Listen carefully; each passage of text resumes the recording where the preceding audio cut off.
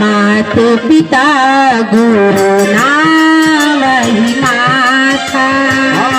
मात पिता गुरु नाम ही माता।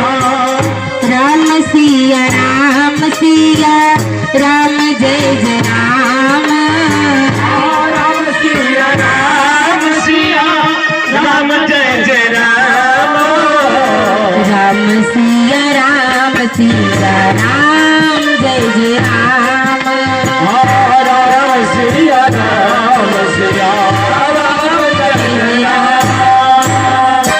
भगवान की दिनचर्या का हो गई।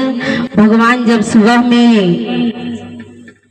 अपने निद्रा से जब बाहर सुबह में आई तो सबसे पहले उठ के अपने हस्त रेखा के देखल जाला।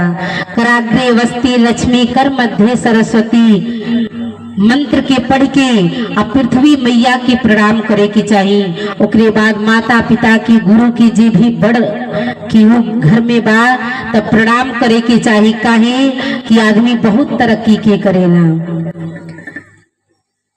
आ देखी भगवान लीला करत करत कुछ और बढ़न भईनी।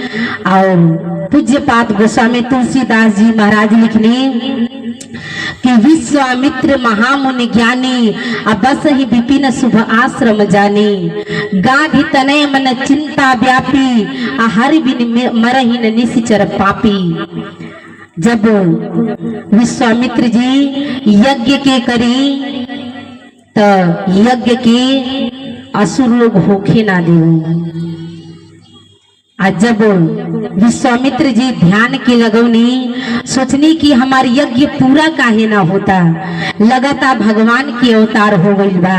आज जैसे ही ध्यान के लगौनी तो देखनी कि भगवान के अवतार दशरथ जी महाराज के घरे हो गई बा।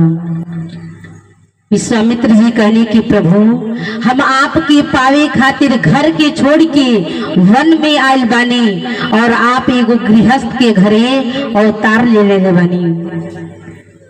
तो देखी भगवान भक्त के ही घरे आ जाने। ठीक बा ना। विश्वामित्र जी भी भक्त बानी। लेकिन अगर आप सब सोचब जा कि हमनी के घर द्वार छोड़ के जाके भजन कर जाओ, लेकिन आप कौनो तीर्थ में जाई अगर आपकी मन घर में लागल बा तो तीर्थ गईले कोनो फायदा ना बा। लेकिन अगर आप घर में बानी सब कार्य के करतनी आप भगवान के नाम के भी लेतनी भगवान के कार्य के भी करतनी। यही से कहल गई बा कि गृहस्थ आश्रम सबसे बढ़न आश्रम है। विश्वामित्र जी सोचने कि भगवान की अबलावे की पड़ी। विश्वामित्र जी सरयू मैया के किनारे जब पहुंचनी भगवान के लावे खातिर तो दशरथ जी महाराज के जब पता चला तो अपने समाज के साथ जाके साष्टांग प्रणाम कैनी।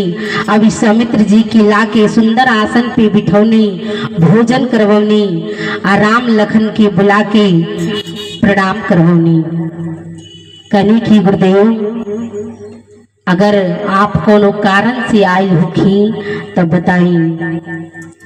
तब विश्वामित्र जी कहनी कि अनुज समेत दीहु रघुनाथा। हे राजन अब तहार यज्ञ तो संपन्न हो गई। आ राजा की नियम होला कि अपने प्रजा में घूम के देखे कि के दुखी बा। तहरे तू तो राजा हुआ कम से कम देखे के चाहिए कि के दुखी बा ताकि पता बा कि हम प्रतिदिन यज्ञ करेनी लेकिन यज्ञ संपन्न कोनो दिन ना होला। राक्षस लोग आके यज्ञ की करे ना देने लोग। अब हम यज्ञ के संपन्न करावे खातिर राम के आ लखन के लिए भी आइल बनी। जब विश्वामित्र जी बात के रखनी तो दशरथ जी महाराज कहनी कि चौथे पन पायहु सुतचारी आ विप्र वचन नहीं कहूं विचारी। हे विप्रवर हे ब्राह्मण देव आप जौन वचन कहनी हो वो विचार के ना कहनी हो। आपके पता बा चौथापन में हम 4 गो पुत्र के प्राप्त कैले बानी, लेकिन राम आ भरत ये दोनों जाने हमार नेत्र होंगे लो, लेकिन राम दीत नहीं बनत गोसाई, राम के हम ना दे पाई। जब दशरथ जी महाराज जी बात कहनी तो गुरु वशिष्ठ जी सोचने कि अगर विश्वामित्र जी क्रोधित हो जाए तो कोनो श्राप दे डाल। तो कहीं वशिष्ठ बहुविधि समझाई। गुरु वशिष्ठ जी दशरथ जी महाराज के अनेक प्रकार से समझौनी और बहुविधि समझाई, यानी कहनी कि जब राम जी जाइए ना तौले आपके पुत्र वधु घर में ना आई है। आज जब दशरथ जी महाराज सुननी कि हमारे पुत्र जाइए तबे वधु आई है, तो राम जी या लखन भैया की आज्ञा दे देनी कहनी कि पुत्र आज से अपन माता पिता मुनि के मनिहा आई है। राम जी या लखन भैया तीनों माता से आज्ञा लेके प्रणाम करके विश्वामित्र जी के साथ ही वन में जाए लगनी जा। जैसे ही कुछ दूरी तक गई नहीं जा तो ताड़का नाम की एगो राक्षसी रहे। वो ताड़का जैसे ही विश्वामित्र जी के देखलस तो क्रोध क के दौड़ल। जैसे ही क्रोध क के दौड़ल विश्वामित्र जी इशारा कर दहनी राम जी के। राम जी के जैसे ही इशारा कहनी कि ये ताड़का है एक पुत्र बाने को मिल के यज्ञ की करे ना देने सो, तब एक ही बाण प्राण हर लीना दीन जानती निज पद दीना। भगवान एक ही बाण से ओके उद्धार कर देनी और अपने परम पद के दे देनी। जब विश्वामित्र जी की आश्रम में आईनी रात्रि भई, जब सुबह भई स्नान करके आइए प्रभु श्री राम जी कहने की गुरुदेव आप यज्ञ प्रारंभ करी, हमने के दोनों भाई मिलके यज्ञ की रक्षा करी जाए। जैसे ही विश्वामित्र जी यज्ञ प्रारंभ कैनी तो दोनों भाई मिलके यज्ञ की रक्षा करे लगनी जा। और वैसे ही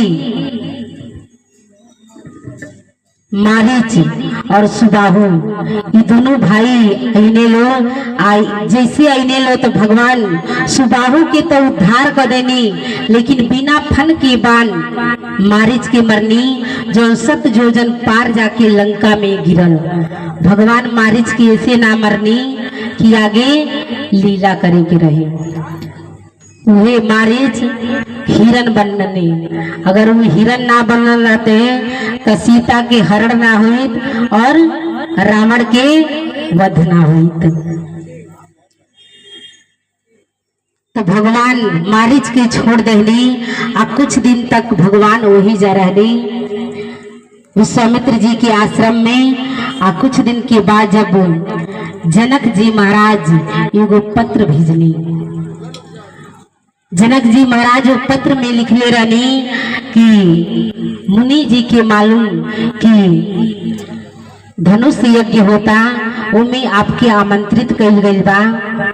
ये जब पत्र की विश्वामित्र जी पढ़नी तो कहनी कि राम देखो हमरे यज्ञ के तू संपन्न कर देला, लेकिन एगो यज्ञ और बचल बा जनक जी के। अब चल के उन्हों के यज्ञ के तू संपन्न करा। धनुष यज्ञ सुनी रघुकुल नाथा, हर से चले मुनिबर के साथा। प्रभु श्री राम जी लखन भैया विश्वामित्र मुनि के साथे जाए लगनी जा जनकपुर के तरफ। राम जी के विवाह हुई कि ना जी? आगे कल हुई।